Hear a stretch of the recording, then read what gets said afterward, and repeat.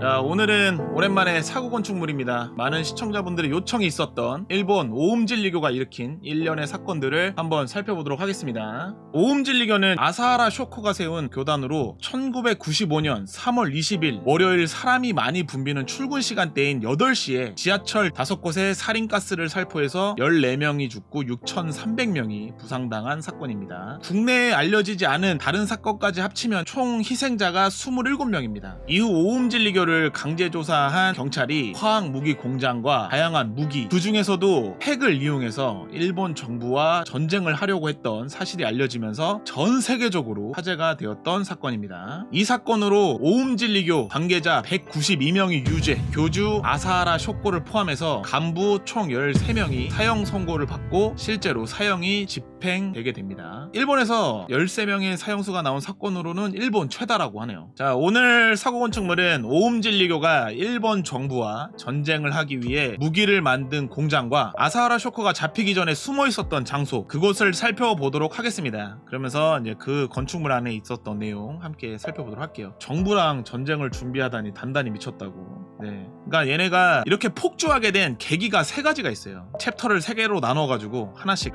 살펴보도록 할게요. 자, 아사하라 쇼코 1955년생으로 쿠마모토 출신입니다. 갓난아기 때부터 눈에 장애가 있었다고 해요. 그래서 어머니와 떨어져가지고 맹인 전문 학교를 다니게 됩니다. 맹인 학교에서 지내게 되면서 어머니와 떨어져서 생활을 했다고 합니다. 1978년 도내 예비 학교에서 만난 여성과 결혼, 이후 침구사로 생계를 이어갔다고 합니다. 침구사가 침이나 뜸을 뜨는 직업으로 일본에서는 그 시각장애인들이 많이 한다고 해요. 이 직업을 주로 손을 이렇게 더듬어 가지고 시술 부위를 찾는 점이 특징이라고 합니다. 한의학이랑 비슷하다고 생각할 수도 있는데 많이 다르다고 합니다. 아사하라는 1983년부터 요가 교실을 열게 됩니다. 이때부터 아사하라 쇼코라는 이름을 사용했다고 해요. 아마 이 요가 교실을 하면서 오음진리교의 영감을 얻은 게 아닌가 생각이 들더라고요. 80년대 요가라니. 이때 당시에 요가 교실이 우리가 생각한 그 요가랑 느낌이 많이 다르대요. 심적인 그 수련을 하는 그런 교실이었다고 해요. 1984년 오음진리교의 전신인 오음신선 모임으로 요가 교실의 이름을 바꿉니다. 그리고 나서 앉은 자세로 공중에 떠있는 듯한 사진을 잡지에 게재합니다. 잡지에 뭐라고 썼냐면, 누구나 수행하면 나처럼 이렇게 공중부양, 예언 같은 초능력을 가질 수 있다, 이런 식의 내용을 써가지고 사람을 모았습니다. 자, 이게 오음진리교의 심벌입니다.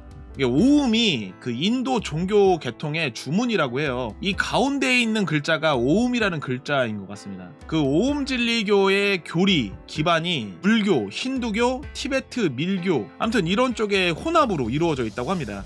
근데 대부분의 이런 신흥 종교들이 기존에 있는 뭐 여러 종교의 혼합이잖아요. 오음진리교도 그런 식으로 시작을 한 것 같습니다. 교주인 아사하라 쇼코는 번뇌와 윤회를 거쳐 해탈을 한 사람으로 신과 직접 소통이 가능하다고 신도들에게 자신의 교리를 펼치게 됩니다. 지금 보시면은 지금 여성 신자들이 이렇게 옆에 붙어 있잖아요. 여성 신자들에 관련된 내용도 상당히 충격적입니다. 직접적으로 접촉할 수 있는 게 부부만 가능하대요. 근데 아사하라 쇼코만은 자기는 신과 직접 소통이 가능하고 모든 것을 해탈했기 때문에 나랑은 접촉해도 된다, 뭐 이런 식으로 이야기를 해가지고 자신만의 할렘을 만들었다고 합니다. 자, 이 종교에서 가장 중요한 것이 많은 사람들을 해탈자로 만드는 것이며, 신자들은 그 해탈을 위해서 수행을 하게 됩니다. 오음진리교에 가입하기 위해서는 서약서를 써야 되거든요. 그 서약서의 내용이 또 상당히 기가 막힙니다. 그 서약서 내용 중에 일부분인데, 이게 출가 제도라는 게 있어요. 가족과 연을 끊는다, 출가 중 교단에 폐를 끼치지 않는다, 모든 유산과 재산을 교단에게 기증한다, 그리고 교단에 손해를 끼칠 시 전부 본인 책임으로 한다, 장례는 교주가 담당한다, 뭐 이런 식의 내용이 있었습니다. 근데 이 아래쪽에 있는 내용이 좀 섬뜩하죠. 이런 거의 특징이 가족과의 연을 끊는다는 거야.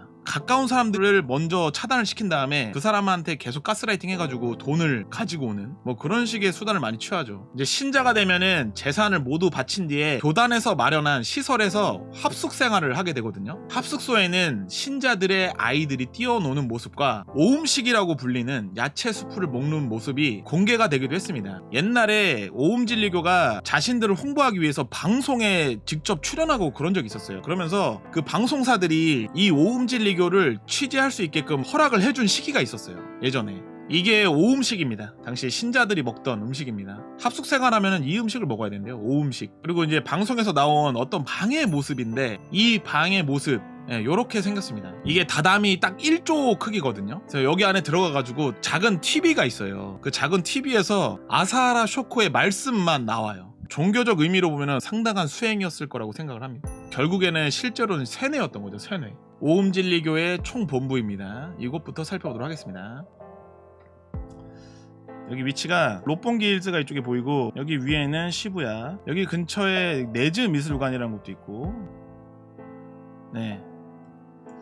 자, 여기서 어디냐? 바로 이 주차장에 있는 장소가 오음진리교 총본부가 있었던 자리입니다. 지금은 현재 철거가 됐습니다.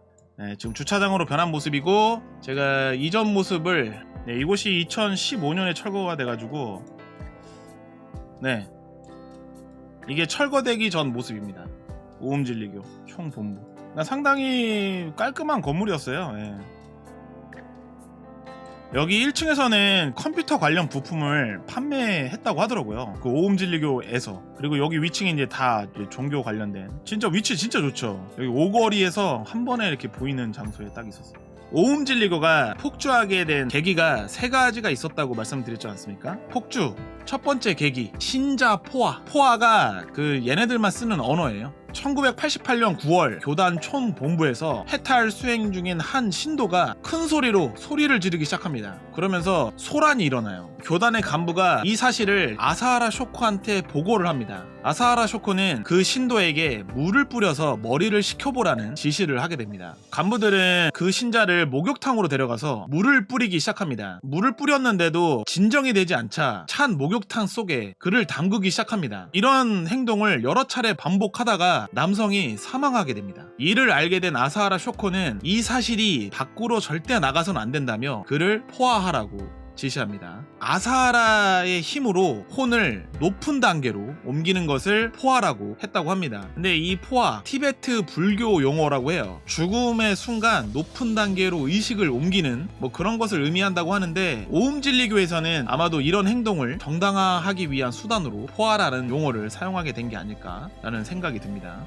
시신을 드럼통으로 소각하는 과정에서 교단 간부와 아사하라 쇼코가 참여하에 포화라는 무시무시한 종교 행사를 치르게 됩니다. 같이 있던 무리 중에 한 명이 이상함을 깨닫고 교단을 탈퇴하기로 결심합니다. 근데 이 사실을 말하지 말았어야 되는데 교단 사람에게 탈퇴한다는 사실을 이야기를 해요. 아사하라 쇼코는 간부들에게 그를 포화하라고 지시합니다. 정신 차리게 하려고 도와준 사람 중 한 명이었어요. 그 중에 한 사람이 이제 탈퇴를 하려고 한 건데 아사하라 쇼코가 그 사람마저 포화하라고 지시를 하게 되는 거죠. 그래서 그 사람을 컨테이너로 데려가서 신자들이 들어가서 그를 포화하게 됩니다. 이제 이후 오음진리교는 포화라는 이름으로 중대한 범죄를 정당화하면서 이때부터 상식에서 크게 벗어난 윤리적 판단을 하기 시작합니다. 한편 밖에서는 가족과 연을 끊고 오음진리교에 빠져버린 피해 가족들이 모여가지고 변호사를 선임해요. 오음진리교 피해 대책단을 결성하게 됩니다. 당시 피해 가족들의 변호사가 공개한 오음진리교의 메뉴판입니다. 가격을 보시면은 진짜 살인적이에요. 그러니까 신자들이 여기에 있는 거를 하나씩 사야 돼. 자세히 하나씩 보죠. 미라클 폰도 이거 뭘까요? 1000cc 10만엔 한국 돈으로 100만원 정도 합니다. 여러분들 맥주 마실 때 500cc 어느 정도인지 아시죠? 그 정도로 상상해서 생각하시면 되겠습니다. 네, 그쵸. 성수 같은 개념인데 미라클 폰도는 바로 아사하라 쇼코가 목욕하고 남은 물을 판매한 겁니다. 털보 있죠? 털보. 털 많은 사람. 네, 그 사람이 목욕하고 남은 물. 미라클 폰도 500cc 주세요. 네, 50만원입니다. 1000cc는 네, 100만원입니다. 피해 이니시에이션. 피의 이니시에이션은 100만엔입니다. 1000만원. 네, 맞습니다. 교주의 피가 1000만원입니다. 여러분 이때가 80년대라는 걸 아셔야 돼요. 물론 뭐 일본이 80년대 물가랑 현재 물가랑은 많이 달라지진 않았다고 하나 그래도 어마어마하죠.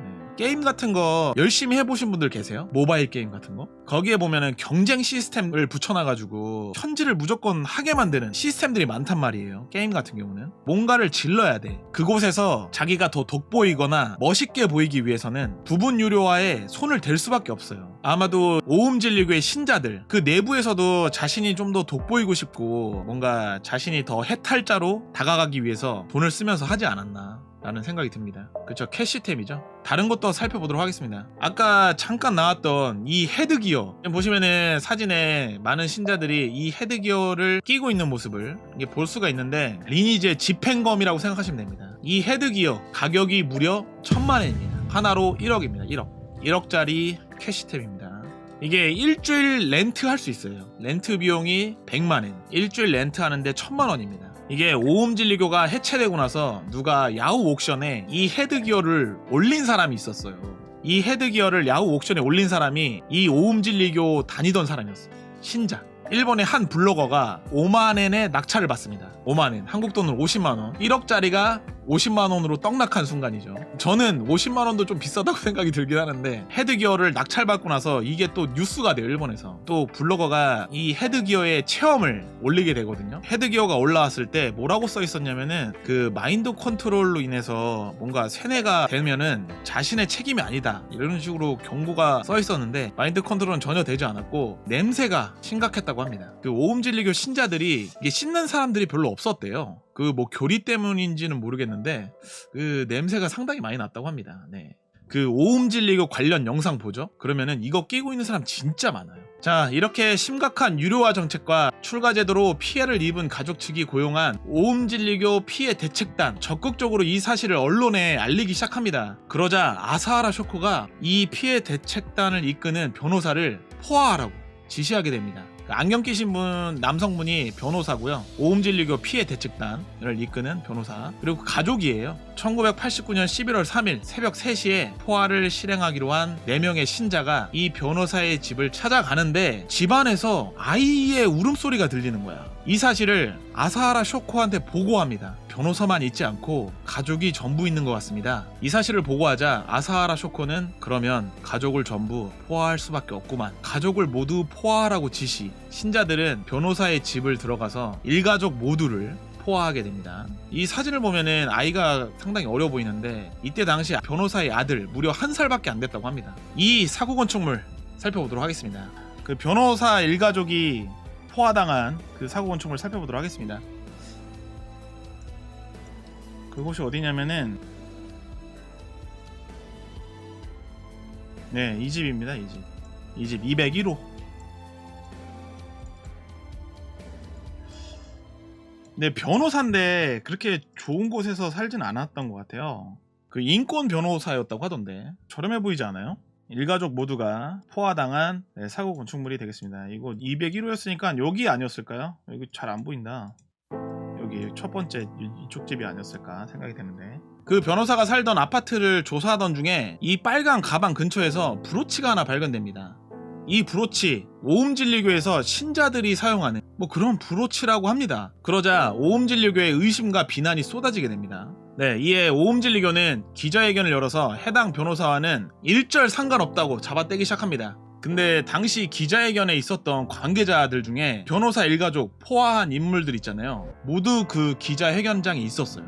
폭주, 두 번째 계기, 중의원 선거 출마. 1990년 2월 교단 간부들과 함께 총선거에 출마합니다. 진리당이라는 당을 만들어가지고 당대표로 도쿄 4구에 입후보하게 됩니다. 오음 진리교 신자들이 1만 명이 넘은 시점이었거든요. 자신이 일본에서 큰 영향력을 가진 것으로 착각한 것이 아닐까라는 생각이 들던데, 총선거에 이렇게 출마합니다. 도쿄 4구 진리당 아사하라 쇼코. 선거 홍보를 하기 위해서 거리로 나와가지고 오음 진리교에서 프로듀스한 아이돌 그룹 오음 시스터즈를 앞에 내세워서 홍보 활동을 하게 됩니다. 코끼리 모자 쓴 친구들이 오음 진리교에서 프로듀스한 아이돌입니다. 오음 시스터즈. 오음 시스터즈는 오음 진리교 신자 중에 어리고 이쁜 미소녀 4명을 선발해서 코끼리 모자를 씌우고 춤을 추며 아사하라 쇼코의 선거 활동을 돕게 됩니다. 상당히 앳돼 보이죠? 멤버들이 모두 10대라고 합니다. 뭐 15살, 뭐 16살 뭐 이러던데. 많은 분들이 이제 코끼리 모자에 대해서 말씀을 해주셨는데, 이 코끼리 모자 옥션에 출품되었습니다. 오음 시스터즈가 쓰고 있던 코끼리 모자, 지금 여기 가격이 써있는 게 낙찰 가격입니다. 11,500엔. 근데 출품자는 당시에 교단 샵에서 구매한 것이라고 합니다. 부직포로 만들어진 코끼리 모자 12만원 정도. 또 신자 중에 유명 애니메이션 회사 출신 애니메이터들도 있었습니다. 네, 그들을 이용해서 오리지널 비디오 애니메이션을 출시하기도 했습니다. OVA라고 하거든요. 비디오로만 출시하는 뭐 그런 게 있어요. 1화부터 10화까지 있는데 이 영상 유튜브에서 볼 수 있습니다. 유튜브에 누가 1화부터 10화까지 올렸어요. 내용이 상당히 어이없습니다. 네. 자, 이렇게 공들여서 홍보를 열심히 했지만 아사하라 쇼코의 득표수는 1783표로 낙선하게 됩니다. 총선거에 실패. 본인도 상당히 충격받았던 것 같습니다. 아사하라 쇼코의 딸이 신자들 앞에서 이건 국가의 음모라고 큰 소리를 치며 낙담을 했다고 합니다. 간부의 증언으로는 이 무렵부터 아사하라 쇼코의 피해 망상이 상당히 커졌다고 이야기를 합니다.